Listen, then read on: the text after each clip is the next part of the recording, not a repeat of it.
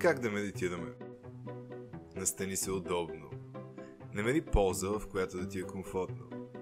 Легни, седни или застани в някакъв полуседеж. Най-добре се разтегни предварително, за да не ти се схващат краката. Затвори очи и се съсредоточи върху дишането си. Вдишай, издишай. Дишай, издишай. И се отпусни. Ще си появяват мисли. Отхвърляш ги. И пак се връщаш към дишането.